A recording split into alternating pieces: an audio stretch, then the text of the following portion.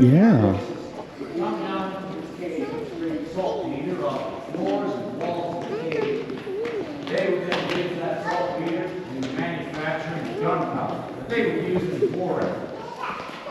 Now, unfortunately for these Union men, though, this part of Missouri was very firmly in the Confederacy.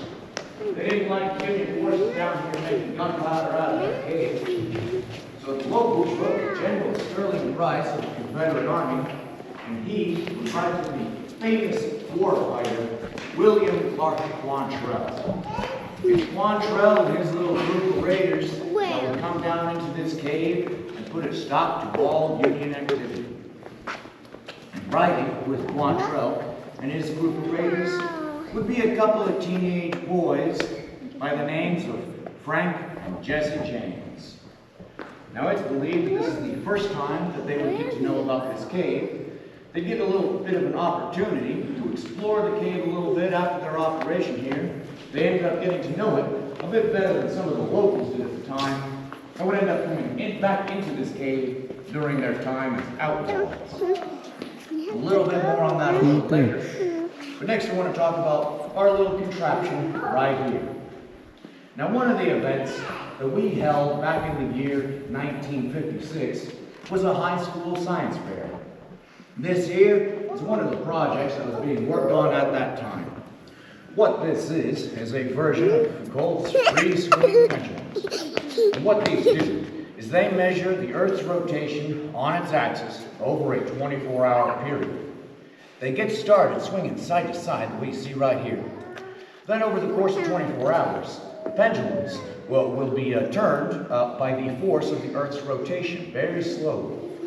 After a good 6 or so hours, the pendulums go from swinging side to swinging up and down like this. And this process continues over the course of 24 hours when the pendulums make a complete and total rotation. Now our pendulum here is actually a little special in a couple different ways. There are only 16 pendulums of this variety that exist in the entire world, and ours is the only one of those that is entirely underground in a cave system. The other reason that this pendulum is special is that the high school boys, when they were working on this, they made a couple changes to how these are made. See, in order for one of these pendulums of this size to work just right, the ball of this pendulum needs to weigh a good 1,000 pounds and be made out of lead. This here is just a good 100 pounds of stainless steel. So, not only do we have the only pendulum of its kind in the entire world that is underground, we also have the only pendulum of its kind in the entire world that doesn't work. Listen. What's the thing?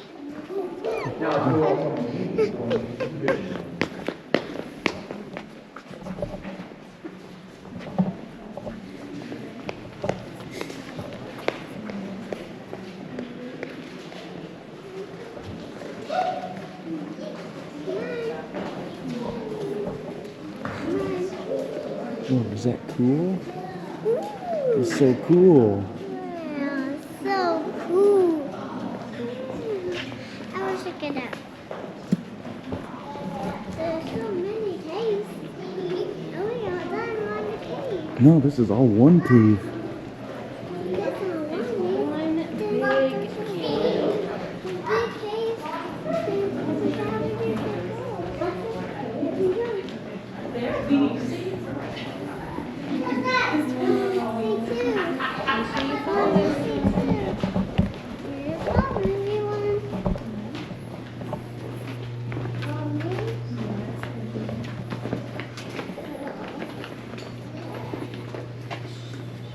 This is our division room, and if you were taking the tour back in the year 1933 when Lester B. Dill first bought this cave to run tours out of, this is where your tour comes to an end. We take your money, leave you out all the way back here, turn you right back around. The only thing that you'd be seeing here would be a hot dog concession stand that we had set up at that time. This was before the year 1935 when we discovered all of our upper levels. Originally, this whole section here was a solid rock wall good 3 feet thick, with the exception of a small hole the size of a coffee can. One day, a furious guy climbed up the rock wall, shouted into this hole. He got his voice back in the form of an echo. Now this echo made him very curious. He asked old Lester Dill about it. Lester Dill, having a lot more experience with caves than the guide had, after hearing about this little echo, it informed him that there had to be more chambers back there. So, he took a bit of supply from one of his favorite pastimes back then, blowing things up with black powder explosives.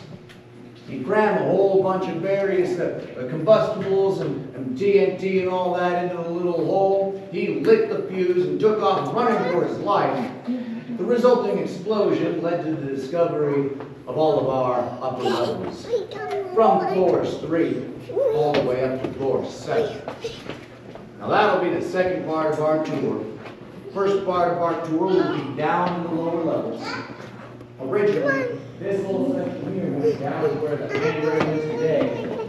Under that was a pool of water going to about here. And that's where everybody thought the cave came to an end until the year 1941.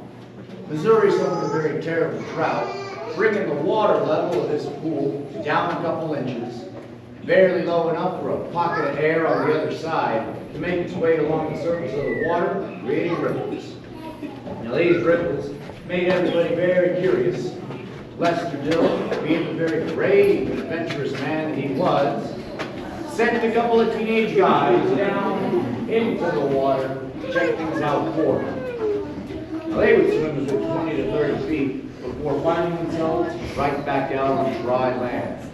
After a little bit of exploring of the lower levels, they found a chamber filled with a bunch of curious iron artifacts. A whole bunch of rusted up metal tools, a Colt 44 revolver, and a couple of iron strong boxes. Now with these strong boxes, we were able to find serial numbers to and trace them to the year 1874. They were carrying what was originally intended to be a payroll shipment that was headed west to Colorado by train that was robbed by the famous James Younger.